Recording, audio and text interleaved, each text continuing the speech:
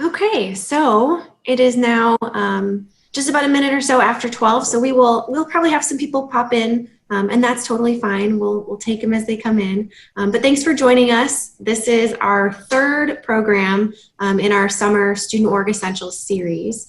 We designed this whole lineup of programs based on the idea that we're in a really unique time right now, and we need to shift so many aspects of our lives, including what's happening in student organization land as well. So we're shifting to a more virtually informed environment maybe, and even as we're preparing to start the fall semester, or even as we're currently looking at our operations over the summer, you might be wondering about how to make some of this transition to be more inclusive of some of these virtual practices. So that's kind of a little bit of the what behind our Student Org Essentials series. My name is Brooke. Sorry, I didn't introduce myself. I work in student activities, and my role is to specifically support the student org community at large. And so today's topic is all about social media use. We know that social media use is a pretty strong part of how we humans have networked for years now. And as our world is in a state of evolution, so are the ways that we connect with one another. So thinking about how social media has become one of the only ways that we've been staying in touch with one another since we haven't had many in-person opportunities lately. And I think considering the variety of uses that it has in our society, we thought that maybe sharing and starting a conversation about how to engage in social media on behalf of a student org would be beneficial and possibly even necessary, as many people are figuring out how to fit into our more maybe intensely virtual operations. So the other reason why I chose one of these topics specifically focused on social media is because when I do some informal sort of surveys in spaces like president training, most students indicate that their organization uses social media in some way. But do we all understand how personal social media use and professional social media use varies? Do we know what those best practices are for representing an organization online? So these are some of those questions, and here to chat with us about this is Skylar Fott, and she's the Digital Communications Coordinator for the Office of Student Life. So she develops and implements Student Life's digital communication strategy, which we will learn more about. She consults with all 40 Student Life departments on digital strategy. We were just chatting before we started about all the places that she is impacting right now online. And so she's just an all-around superstar human when it comes to this topic. So we are really lucky to have her with us. Just a couple of basic expectations. Use the chat. Totally get involved in this session. Please comment thoughts that you have, questions that are popping up. Feel free to also unmute your microphone if that is another way that you would prefer to ask questions or comment on things. Share your experiences, share your thoughts. A lot of the takeaways and the positive sort of experience that this is all about comes with that participation factor, and we want to hear more about why you're joining us. And then there will be a link posted to the recording of this session online on our programming page. So you will be able to share out this topic with others. You can revisit the content later if you'd like as well. So I am going to turn it over to Skylar to get us kicked off. And thanks for being here. Thanks for joining us. Yeah, well, thanks, Brooke, for the intro. Like she said, I'm Skylar. I am the Digital Communications Coordinator. So yes, I do all things digital. I do all things social. And I really help our student life organization and departments succeed on social media and use it to connect with all of you. So I think we have a couple polls to get us started. Brooke, if you want to launch those. So I believe our first one is holding. Yes, our first one is, who are you? So what role do you have in your student org? Just let some people kind of identify. We've got some presidents, we've got some faculty staff advisors, other leadership team, exec board members. Awesome. Other, enter in chat. Yeah, so we've got a whole host of you today. That's awesome. I see Mallory is the social media coordinator. Awesome. Welcome, Mallory. All right. So we got a whole host of people here today. Hopefully it'll be helpful as you guys take this back to your student orgs. So let's go with our next poll.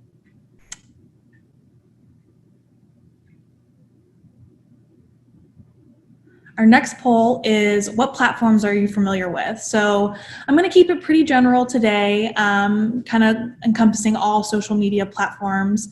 But as you're probably aware, every day you wake up and there could be a new social media platform that you have to become familiar with, or at least investigate a little. So I kept the main ones in this poll: Facebook, Twitter, Instagram, TikTok. But if there's other ones that you're aware of, I know that we see some of our international students use an app called WeChat. So it definitely is all over the place. All right, we're pretty heavily Facebook and Instagram, some Twitter, some TikTok. I see Julia put in the chat, Snapchat filters. That's awesome. Cool. All right, next poll. All right, so how are you using social media? So I think the line with social blurs a little bit. So we've got, some personal aspects. You're keeping in touch with your family, your friends, sharing some life events, keeping up to date with the news, and then using it more professionally. So if you've got an internship or a student org role, or maybe you don't use social and this is kind of dipping your toes into the water, and maybe you do a mix. So it's a little bit all over the place. That's one of the things that I love about social, is that you can really do anything with it, and it's really customizable. Yeah. So I think our winner there is a mix of personal and professional, which I totally relate to. And I think we have one more poll. All right, and so what are you hoping to learn today? So how to manage social for your student org, some best practices. Maybe you're new to social and you're wondering why you should be using it. Maybe you're just generally curious, or if you maybe have some other goals or other things you're hoping to learn. So feel free to put those in the chat.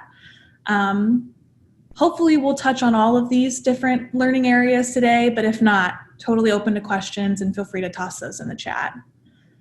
But it mostly looks like we're looking for some tips on how to manage social for your student orgs, which you've come to the right place, so welcome.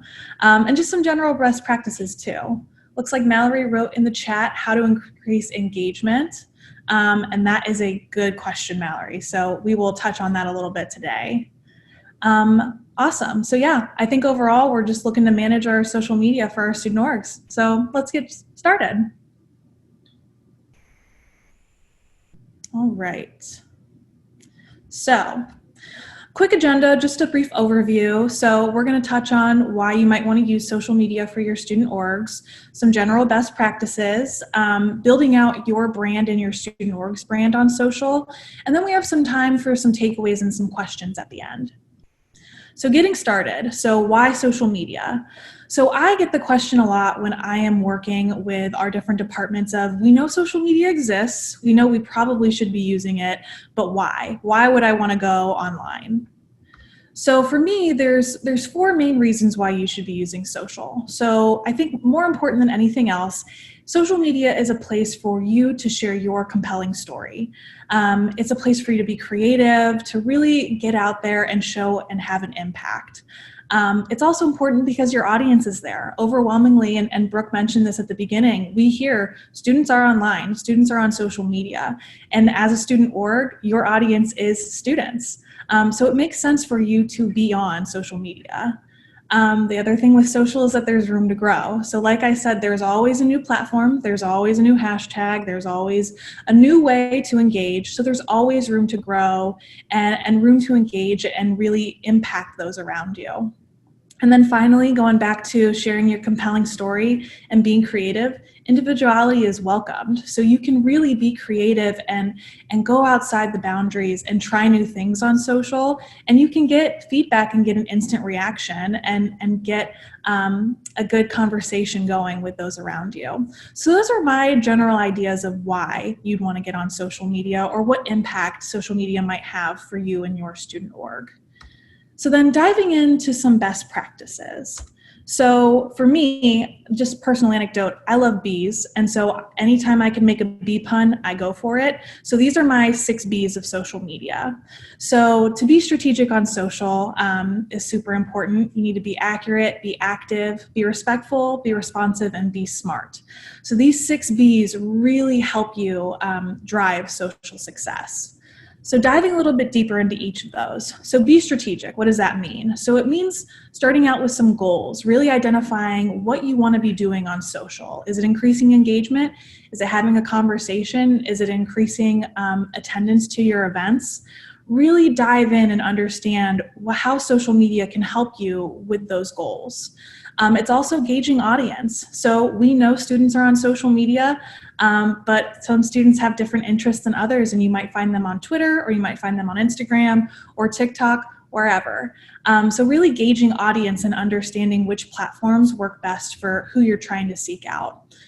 Defining your voice, so understanding how you're going to share that content that you have planned. And then again, determining your platforms. Just because they're all out there doesn't mean you have to be on each one, and understanding which ones are going to help you reach that goal.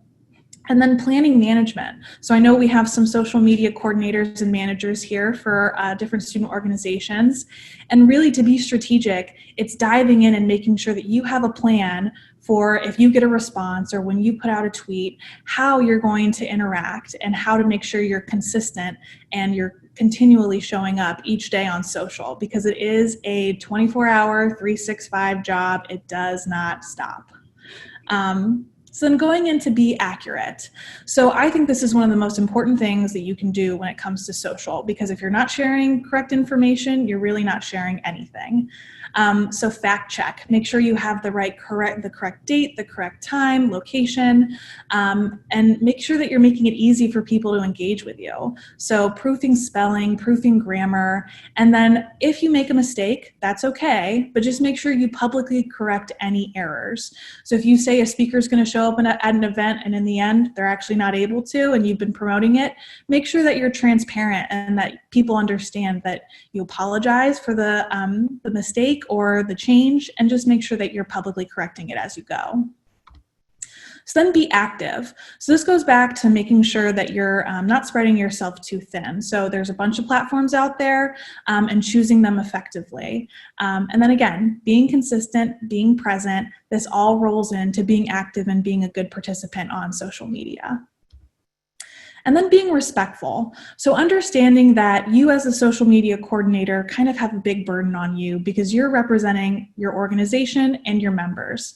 So you kind of have a big task to take because you have a personal experience, but also it's larger than you. It really is reaching that larger community and understanding those around you and what the student org or Ohio State or your guys' initiatives mean to everyone, and really showing that creatively on social. And then be responsive. So it goes back to having that plan. So making sure that if you're having a conversation with someone on social and it needs to go a little bit more broader or a little bit deeper than where you've started, that you have the opportunity to take that conversation offline and have an email or other contact information for someone to continue that conversation with you. We see that a lot on the student life platforms. We have people asking detailed questions, and obviously we're here to support. So making sure that there are avenues for people to reach out and get deeper information, but also creating that process for responding in a timely manner. Personally, for student life, we try to make sure we reply within an hour of any response that we get. Normally, we're better than that because it's me getting the notifications on my phone, and I am a type A crazy person. But really just creating that process and making sure that you're meeting the needs of those that you're serving is the key for being responsive. And then being smart, so doing your homework. When you sign up for a social media platform, you are agreeing to the terms and agreements of Twitter or Facebook or Instagram. And so really diving deep and understanding what you're agreeing to and what you're signing off. Now, it's also important to understand that there are policies and procedures in place at the university level. So we do have an institutional university social media policy that applies to online usage. That policy can be found at policy.osu.edu, and I'm happy to share out that link afterwards too. It mostly covers faculty and staff use of social media, but it does dive in a little bit to student org use and students. But overall, just familiarize yourself with the rules. Like I said earlier, it's a space to be creative and press the boundaries, but you don't want to wind up in any legal or other trouble. So then going into your brand. So we've talked a lot about best practices. We've talked a lot about why you would want to use social media. But now here are some really key building blocks that you can take to begin your social media journey. So the basics, getting started. The best place to start with social is having a social media strategy. Goes back to that best practice of being strategic. So for me, when I meet one-on-one with departments or student orgs or whoever to talk through social media, we always go through a social media strategy process. And that includes developing objectives, which are goals. So again, it's what you want to accomplish on social media. Do you want to drive engagement? Do you want to increase attendance to events? Really, the goals can be anything that really back up that impact you want to make with your student org. Then we have KPIs, which are key performance indicators. So that's increasing following, increasing engagement, increasing impressions or reach, really having numbers to define that you are making an impact with social. Then we have audience, again, defining who you're looking to reach and who that key audience would be for your student org. Voice and tone, which we'll get into a little bit more on the next slide. Platforms, again, you don't have to be everything to everyone. You don't have to be everywhere at all times. Really nailing down which platforms are most effective for your student org to be using. And then content. Content is key. When you're scrolling, when you see those photos, you see those graphics, everything that's put on social has been hopefully was put into it. So really defining that content and understanding what you want to be sharing is key to build out.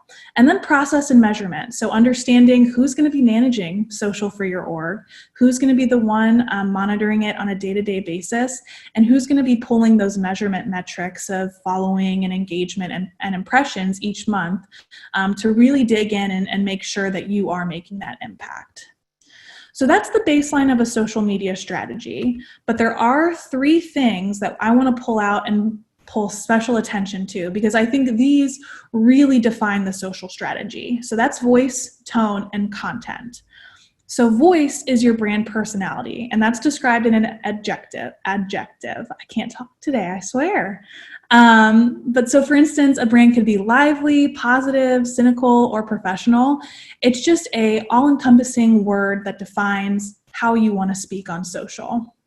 But then tone is a subset of that brand voice. So it adds a little bit of flavor to whatever your voice has been defined as, and it can be specific to your audience, your situation, or whatever channels you decide to use. So in a nutshell, there's one voice for your brand, and then many tones that could refine that voice. And then diving a little bit deeper into content. So it's what you'll be posting, including copy and visuals. I find very often that, when we go to start out a new social media account, people say, well, we'll just post photos. That's all we need to do. We're just going to put stuff out there and hope for the best. But really diving in and creating some content bucket areas of maybe what your values are as a student org, or student success stories, or where your members are over the summer. Defining some campaigns and some different content buckets before you get started and before you start posting is going to really help you in the long run. So now that we know a little bit more about voice and tone, this graphic is super helpful in building that out a little bit more. So this is from a website called Social Media Examiner. They are one of the best social media blogs out there. If you're looking for more information, I highly recommend you check them out. But this graphic kind of helps build out that voice and tone a little bit more. So as we see, voice is at the center of it all. And then we have different words that help define and build that out a little bit further. So tone, we talked about personal, honest, humble, those descriptive words that depend on the audience or the situation or the content. You also can develop a character for your voice. So are you friendly, playful? Any word that kind of helps you define that content a little bit more.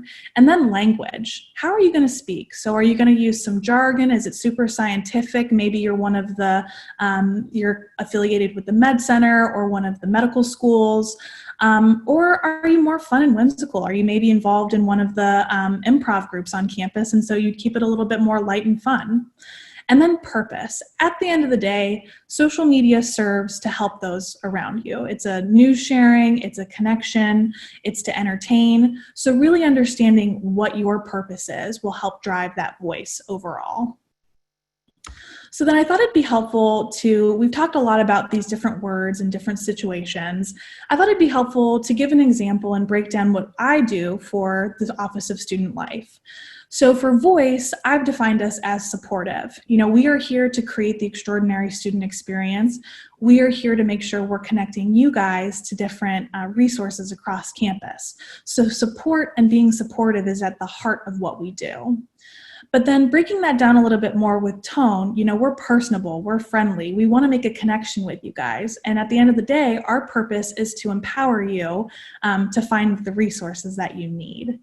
And then going a little bit further with content, we have a lot of different content buckets that we fit content into. So there's a mix of resources and information from our student life departments, but really we try to ground that in the Ohio State experience and Ohio State pride, because many things that we have at Ohio State can only be found here, and it's really unique to your student experience.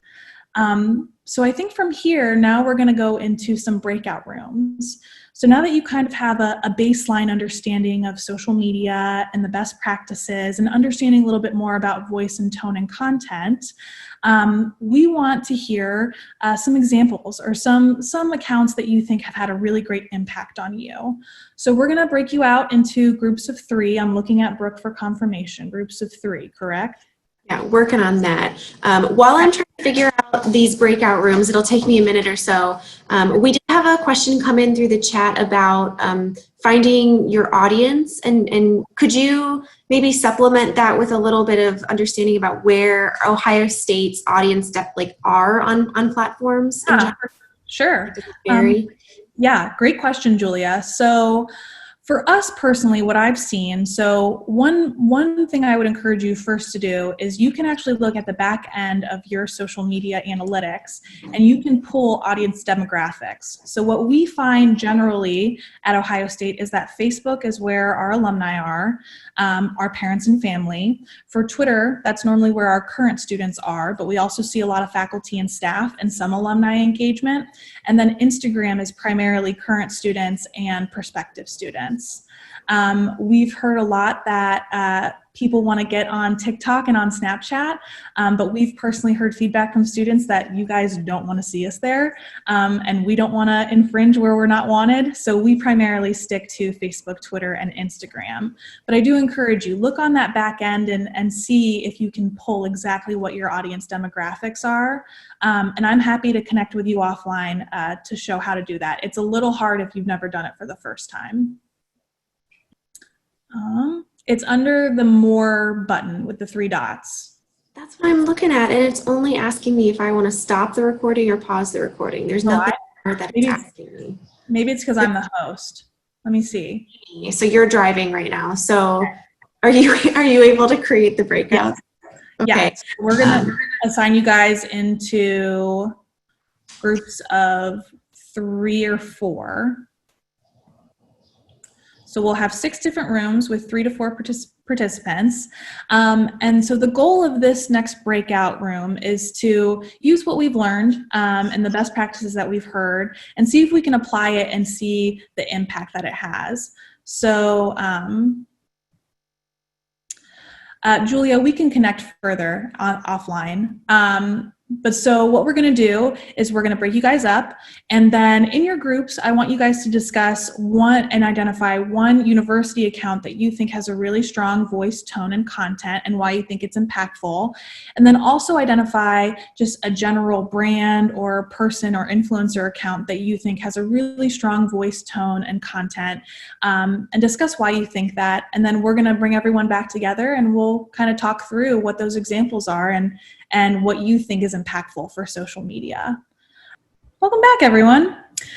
Okay, so again, the prompt was think through some either a university account or a general account that you think has a really strong voice, tone, and content. So is there anyone that would like to unmute and share?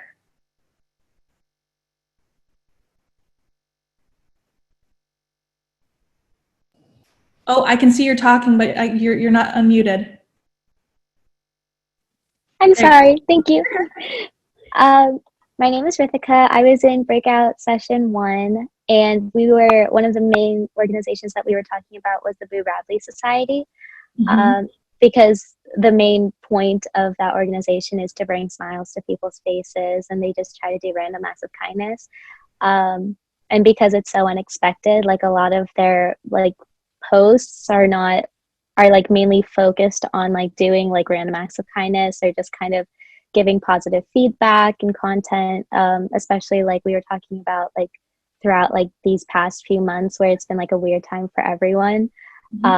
It's helped a lot for Boo Radley to put in a lot of content to try and bring smiles to people's faces. So yeah, that's awesome.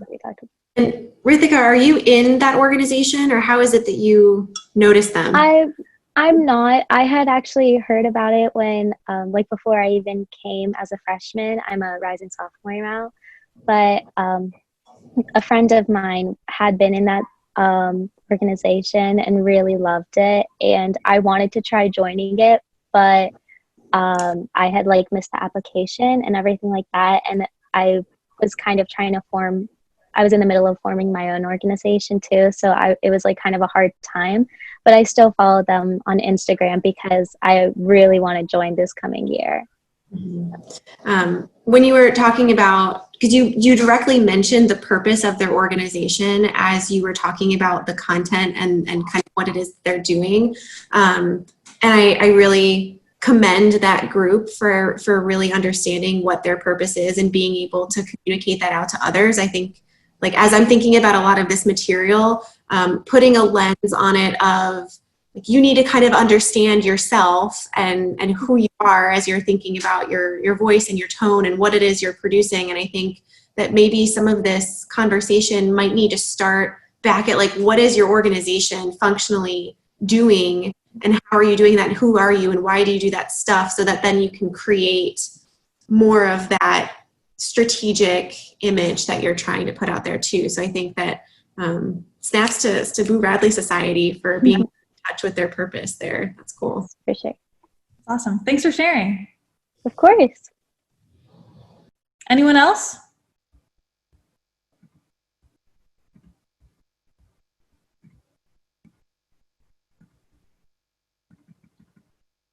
Okay. Well, if you did have some great conversation and you wanted to toss that in the chat, feel free to do so. But I do want to go back to what Brooke was saying of having that conversation right at the leadership, right at the beginning of starting an org or getting ready for the school year. I think that a social strategy conversation is most effective when everyone's in the room sharing their thoughts and their ideas. And doing it right as leadership turns over, right as the school year is about to begin, and really position yourself for success.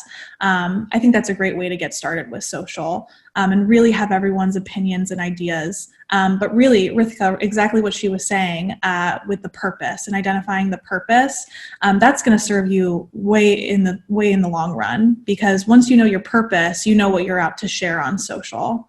So that's great.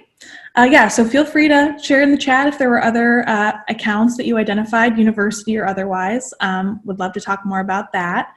But we will move forward now talking a little bit more about brand. So this kind of goes back to purpose and connection. So really leveraging the Ohio State brand and understanding that you're representing more than yourself, and that you can be an active partner on campus. So one of the best parts of my job is working with students one-on-one and hearing about the different events and initiatives that they have either in their schools or in their student orgs, and really connecting with them and helping make that reach. And so the collaboration goes both ways. We, as the admin, want to hear how we can support you guys, and especially me, I love hearing how I can support you on social. And then likewise, me coming to you and seeing how we can spread either what's going on in student life or just at a university level farther out there.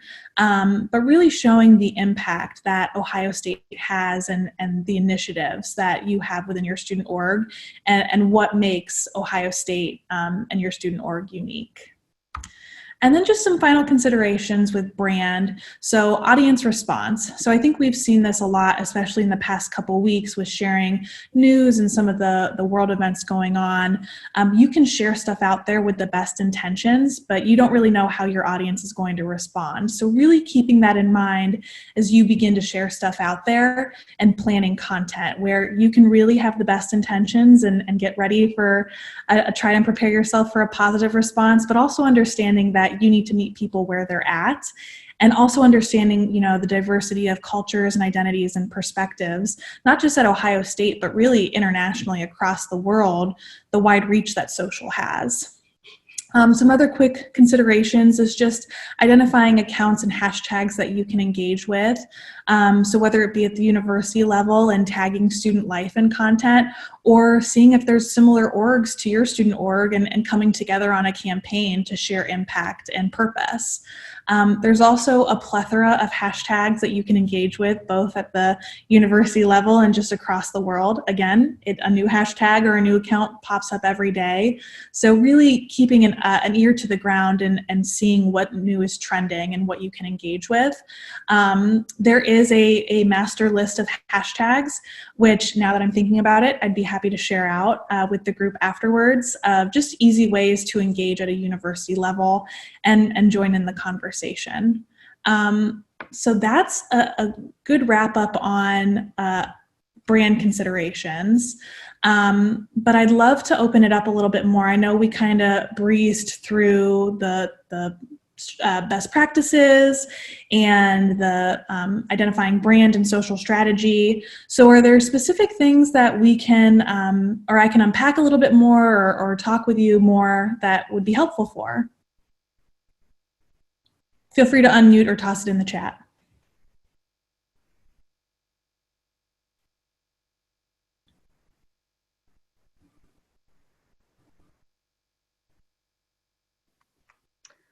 Hi, I have a question. I guess I work at Ohio State Marion, and I advise our USG and our Campus Activities Board. What would be some things that you would encourage students to not do on social media? And the point I'm trying to make is that your personal Instagram account is very different than a professional club account. And what would be some advice you could give to students who are, in that role, and things that they should maybe look out for when they're engaging in and representing a club? Yeah, that's a great question. So obviously at a university level, we can't really tell students what they can and cannot do with their personal accounts. But I think it really goes back to understanding that you're representing more than just yourself. And so thinking about the implications that what you might post on behalf of an org would have on the rest of the org members. I always recommend that if you have to double think if it's okay to post, it's probably not okay to post. And just having those really transparent and organic conversations with your students of, is this really how you want your org to be represented out there? It's a difficult conversation to have. It's also really hard because these are learning positions and leadership positions. And so we're not always going to get it right every time. And it's a learning experience no matter what the outcome is. Is that helpful, Karen? Yes, thank you. Yeah, no problem. I also see that Caitlin put a question in the chat of, do you have examples of content that would be more engaging than just pictures? And yes, so some examples that I think have really worked well for us, especially as we've been physically distanced over these past couple months, we've been using a lot at the student life level of the question and answer features on Instagram and the poll features on Twitter. So really asking directly for feedback from audiences has really been helpful in driving engagement. People want to use their voices. People want to be heard. And so giving them that opportunity really drives engagement. I think a great example is 2 weeks ago on the Student Life Instagram, I put a question out there saying, hey, orientation just kicked off. What's some advice that you have for our Buckeye-bound students? And that was our highest performing post in May. And we received, I think, close to 30 comments. And I also put out an Instagram story asking again, what advice do you have? And we received over 250 responses, which doesn't sound like a lot, but it really is huge in terms of engagement. So I think definitely investigating more of how you can have an open conversation with your followers and using some of those tools within Instagram and Twitter. And Facebook now has poll features too. So trying those out and seeing if they make a difference, I would recommend checking that out. Mallory also asked if I find using hashtags increases engagement, and I really do. So I think there are specific hashtags, especially at a university level, that we see when we use like new to OSU or Buckeye bound, specifically when thinking about orientation. When we use those hashtags, we see an increase in engagement about 5 to 10%, which again, doesn't sound like a lot, but it really is a nominal difference.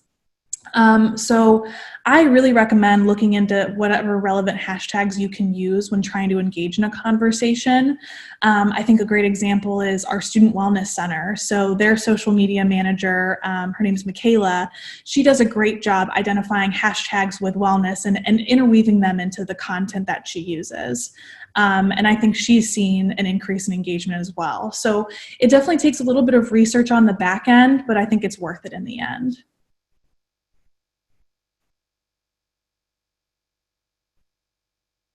Any other questions or anything else I can help try to answer? I feel like I have a question for you, and maybe this is just me because I'm not someone who is really, really plugged in a lot of different places, being that Student Activities doesn't have its own social media channel, so I'm not really in there in that way. But do you have any suggestions for when you're trying to select your voice on social media, and then you're trying to figure out sort of what tone you're putting out there and what sort of presence you're having? How do you make that decision? Like, if you have just one voice in the concept, like how do you come to that conclusion? It's a lot of trial and error. So specifically in this position, I came in after there were 2 social media managers before me, and I think they went through a lot of trial and error to identify that supportive tone and everything along with that. In previous roles, it really has been just starting out assuming what you think the audience wants to hear, getting that feedback and seeing directly with the engagement and the content if it is helpful for them, and then identifying what would work better moving forward. So I've previously worked in more of a scientific research field, and when we started out, we tried to be a little bit personable, a little bit general, and we found that just wasn't working. So changing and tweaking the tone to be a little bit more scientific, a little bit more jargon filled, unfortunately, however much I don't like that. That's what the audience wanted. So really it is a lot of trial and error. And I think Mallory just put in the chat, what kind of social media collabs with other clubs do you recommend? I think that social media collaborations are a great idea. So I think if there's a specific hashtag holiday coming up or a month-long celebration and it's relevant for you and a couple different other student orgs or clubs, I think coming together and seeing how you can share in that love and that wealth and pushing it out there a little bit more. So yeah, really identifying just some common ground that you all can tap into. I think a great example is May was Mental Health Month. And so our CCS group did a month-long campaign about mental health and different solutions and not solutions, but different things that you can do to support your mental health. And we had some student orgs and other groups across the university tap into that campaign as well. And it was just purely making sure that they were aware that May was that month. So again, it's a lot of just reaching out and identifying a common ground that you'd be willing to share in that content. Something to quickly add to like the student org collaboration side of things. The Student Org Insider is a newsletter that goes out regularly during the school year. It's monthly during the summer and then very, very frequently during the school year, as in weekly or bi-weekly. And when you're trying to seek out those collaborative opportunities, or maybe I'm just thinking about the idea of creating a campaign or tapping into a campaign, that Student Org Insider newsletter goes out to the entire student org community. So if you wanted to submit an announcement to say, hey, other, nutrition-based organizations, or whatever it is that you might be trying to get the attention of, maybe doing some outreach even within the student org community to find out where those collaborative efforts might be. Sometimes they don't always seem as obvious when maybe your mission isn't closely aligned with another organization, but their the content they want to push out or their goals related to social media might align with yours in some way. So definitely leverage some of those even internal resources to try to make those connections in the community too. Yeah, awesome. Raquel asked, what advice would you give to staff developing social media accounts with students as the primary audience? Well, I think a great place to start is that social media strategy. I think really defining those goals and those objectives that you have, whether it's from a unit or a department or a college, wherever you're starting out from, really leveraging that leadership around you and identifying what goals you have. I will also say that we hear a lot that there is app and account fatigue. So like I say, every day there's a new account or profile or platform to download. So really keeping in mind and understanding, do you need a new account, and asking those hard questions. I think, again, we all really want to be on social, but thinking, is that the best way and the best reach you can have for your audience? Raquel, if you want to talk more offline about developing social for students as a primary audience, feel free. I'm happy to talk with you about that because that's my bread and butter. And then Allison asked, what is my recommendation on using a page versus a group on Facebook? Page is more members to follow, but a group is for members to participate and engage with each other. So I think it's use case. So I think for a page, it's more of a broad audience, like you said. It's more members that get to follow and engage. And it's a way to really get your message out there more broadly. But a group is more personal. So a group would be a closed off space for people to really ask questions and talk with one another and share maybe more private details. So I think, again, it really depends on what you're going to be using it for. I would say if it's a general student org page, I would keep that to a page. But if you're looking for a way to just talk with your members and keep stuff internal, maybe visit a closed group.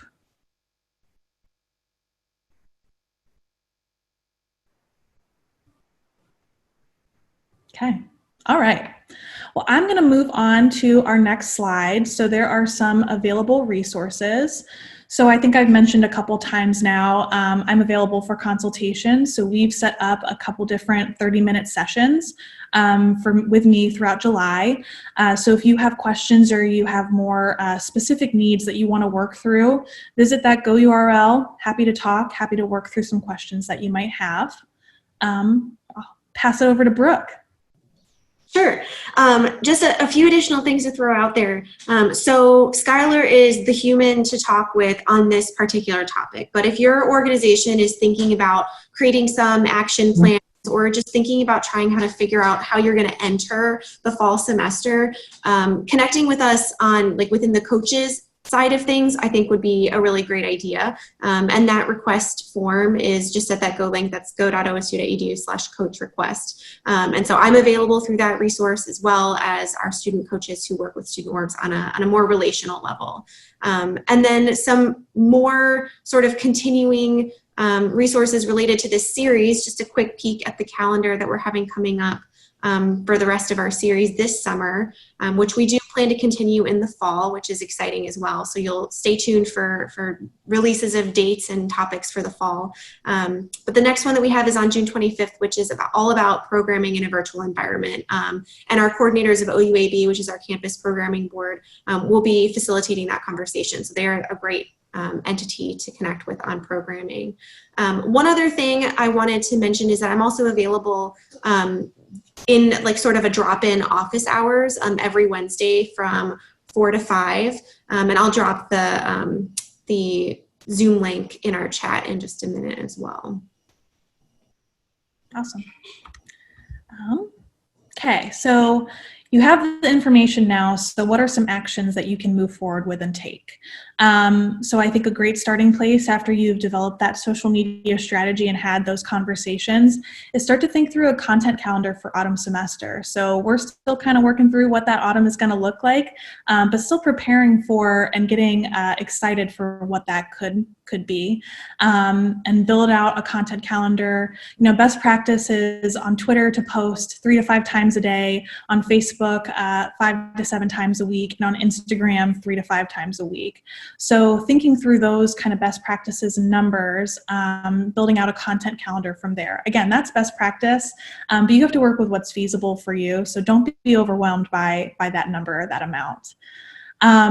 Like we said, there's one-on-one social media consultation times. So if you want to sign up, the link was on the previous slide, but happy to meet with you and talk through things further.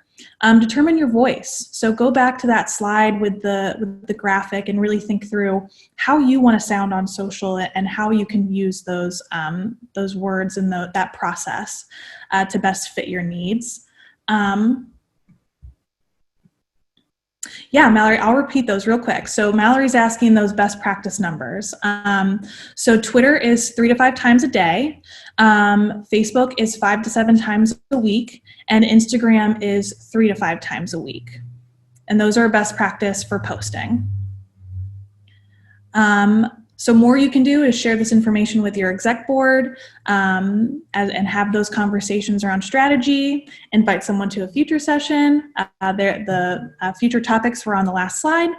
And then implement some social media analytics. So I feel like I could use a whole hour to talk through social media analytics. And if you want to dive deeper into numbers and data, please sign up for one of those one-on-one consultations and we can nerd out on numbers together. But really at a baseline, pulling followers and reach and impressions and engagement is really going to help you pinpoint where you can improve and be successful on social. And then checking out the Student Org Success Framework. And then I also recommend, as you're getting started with social media, if this is something you see you taking off in your career as a student in post-grad, one of the best resources that was recommended to me by a mentor was HubSpot. HubSpot has a ton of free courses and resources for marketing and communications and social media. There are some great free certifications on there. So if you're looking for something to do over the summer and looking to grow in your skills, HubSpot.com is a great resource. So I encourage you to check that out. But from there, I think we have some more time for questions. If you want to stick around, happy to talk social a little bit more. If any of you want to drop like what that action item you might be wanting to take next in the chat, I think that would be a helpful kind of closing activity for us to kind of see what it is that we're going to do next, like just that one next thing. So what's your first next step? And then just general wrap-up items. So thank you so much to Skylar. Thank you to all of our attendees today for tuning in and participating in this really kind of well-rounded conversation about social media. So I think this is really, really helpful starting point, at least for me as someone who's trying to dip my toes into this area, but for many of you who might be new to your role in managing a student org account, or maybe you're just looking to up your social media game, so to speak. But as we're thinking about what's ahead, considering all the different formats that you might be engaging with your members, I think it's helpful to have resources and next steps so that you can be confident in just leading your org in whatever setting it is that we're moving forward with. But this isn't our last time that we're going to host any of these conversations. So you do know that there are more sessions to this series this summer. If you have any suggested topics for what you would like to see in the fall, I'm going to post the form link. We're accepting just any sort of ideas that you might have if you have things on your mind that you want to see another session about. And then we're looking forward to continuing our conversation. So feel free to sign up for a consultation with Skylar or reach out to us at Student Activities. We'd love to chat with you more. But thanks everyone for tuning in.